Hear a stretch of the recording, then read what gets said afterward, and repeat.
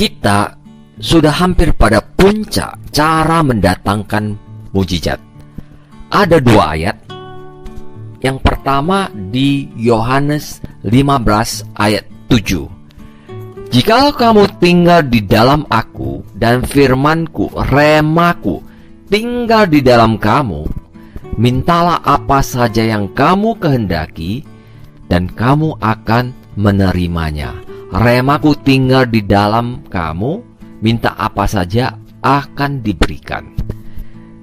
Ayat kedua di Yosua 1 ayat 8. Janganlah engkau lupa memperkatakan firman, tetapi renungkanlah itu siang dan malam, supaya engkau bertindak hati-hati sesuai dengan segala yang tertulis di dalamnya, sebab dengan demikian perjalananmu akan berhasil dan engkau akan sukses beruntung.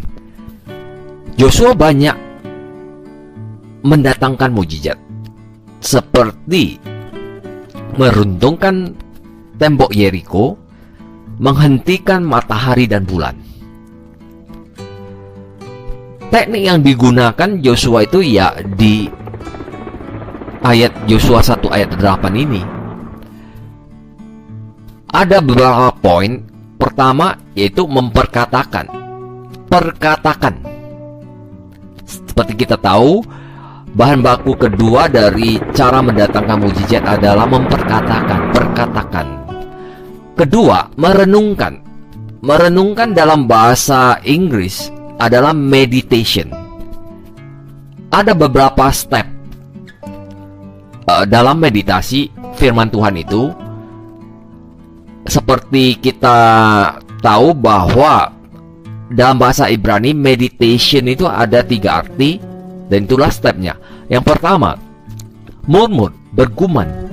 Sama seperti orang Yahudi berdoa di depan tembok ratapan. Mereka bergumam, murmur.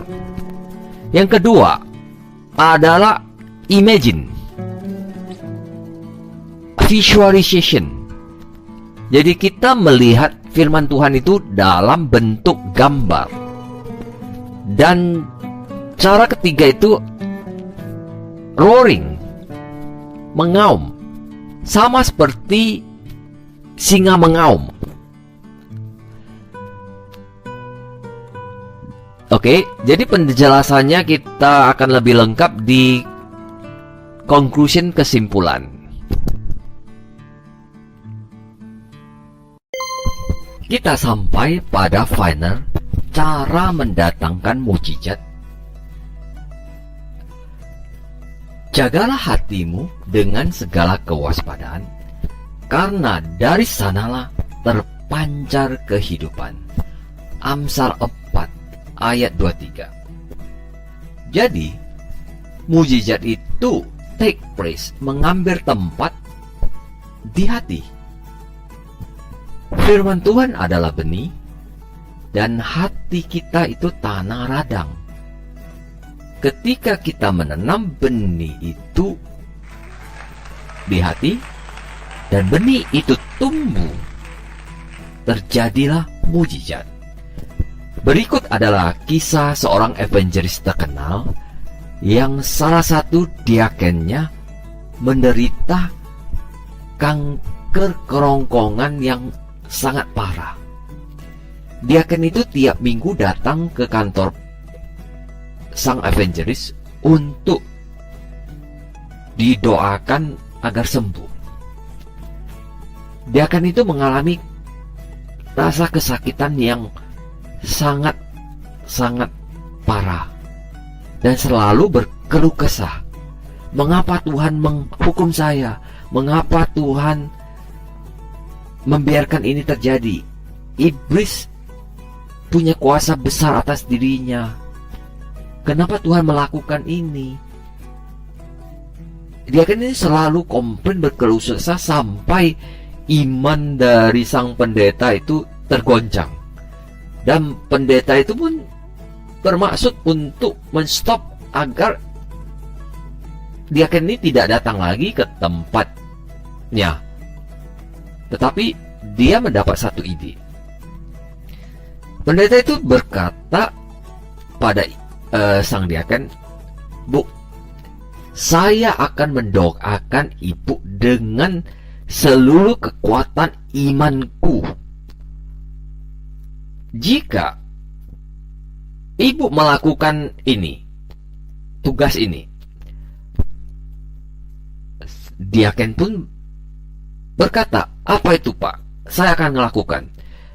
Pendeta itu memberikan satu buku tulis dan pulpen ke ibu itu dan menyuruhnya untuk menuliskan dan memperkatakan 1 Petrus 2 ayat 24, "Oleh biru-biru Yesus saya telah sembuh 10.000 kali." Sang diaken pun menerima buku itu dan segera ke bukit doa dan menulis dan memperkatakan 1 Petrus 2 ayat 24, "Oleh biru-biru Yesus saya sudah sembuh." Perlu sekitar 1 minggu bagi ibu itu untuk menyelesaikan tugas. Setelah selesai, dia pun buru-buru turun untuk menemui sang pendeta.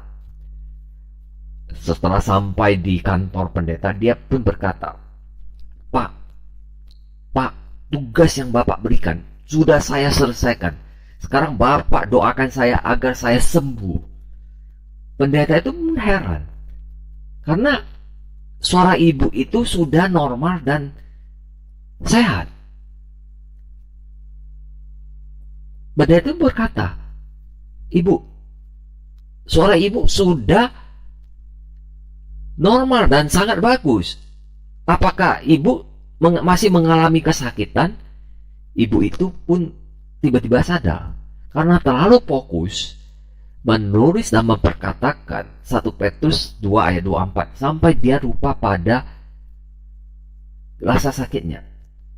Rupanya dengan memperkatakan firman Tuhan, benih firman Tuhan itu 10.000 kali lipat di hatinya, maka benih itu tumbuh dan mujizat terjadi. Ibu itu sembuh. Ada satu ayat menarik, yaitu di Yohanes 14 ayat 10.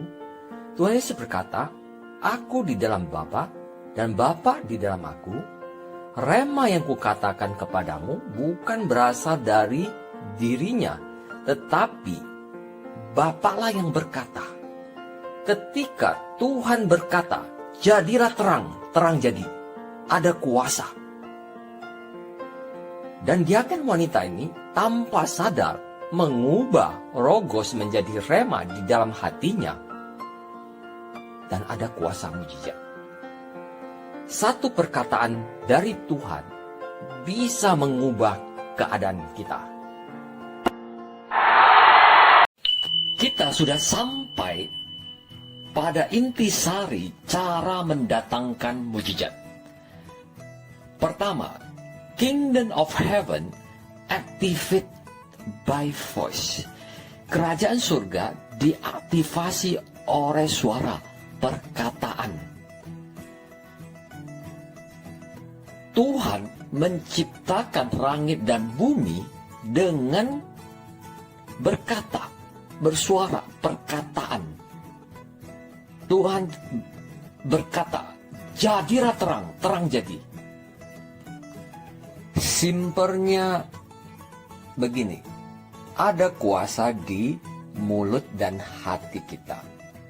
Seperti di 2 ayat ini, yaitu Roma 10 ayat 10, dengan hati percaya dibenarkan, dan dengan mulut mengaku diselamatkan.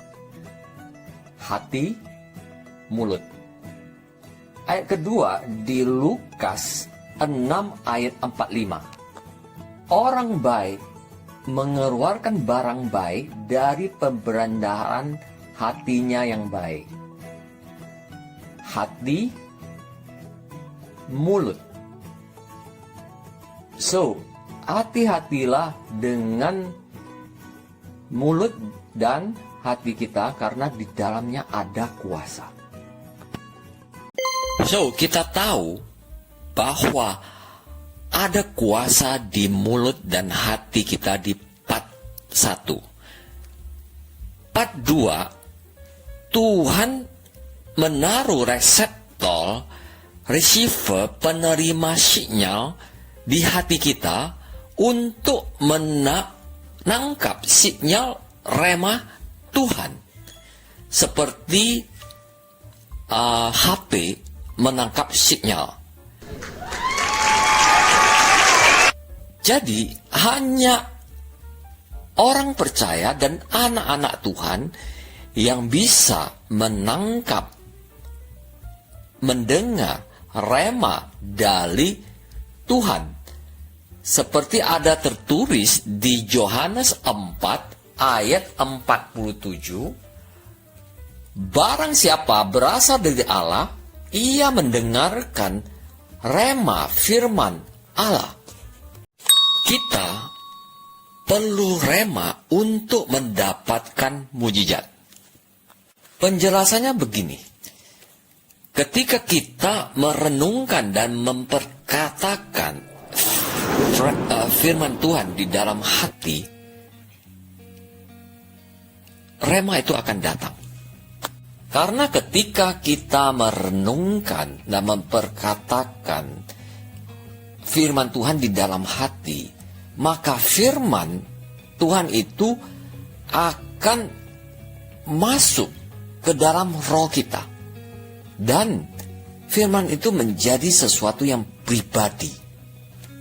Ketika kita terus merenungkan dan memperkatakan firman Tuhan, awalnya biasa-biasa saja, tetapi ketika kita terus memperkatakannya sampai satu titik, ya, kita akan menangkap sinyal yang penuh dari firman itu. Saat itu logos sudah menjadi rema dan kita menangkap sinyal rema secara penuh, maka kuasa mujizat terjadi. Itulah yang dimaksud oleh Tuhan Yesus di Yohanes 15 ayat 7. Jikalau kamu tinggal di dalam aku dan remaku tinggal di dalam kamu, mintalah apa saja yang kamu kehendaki dan kamu akan menerimanya. Ketika rema itu tinggal di dalam hati kita, ada kuasa mujizat. Kita melepas kuasa itu dan terjadilah. Kita sudah sampai part ketiga, praktek langsung cara mengubah logos menjadi rema untuk mujizat kesembuhan. Ayat dipakai adalah 1 Petrus 2 ayat 24. Oleh biru-biru Yesus saya sudah sembuh. Oleh biru-biru Yesus saya sudah sembuh. Dan Yeremia pasal 30 ayat 17. Sebab aku akan mendatangkan kesembuhan bagiku. Tuhan mendatangkan kesembuhan bagiku. Tuhan mendatangkan kesembuhan bagiku. Kita merenungkan, meditasi firman tersebut terus-menerus di dalam hati kita dan memperkatakan dengan mulut kita. Merenungkan dan memperkatakan firman itu dengan mulut kita. Aku sudah sembuh dari kepala sampai kaki.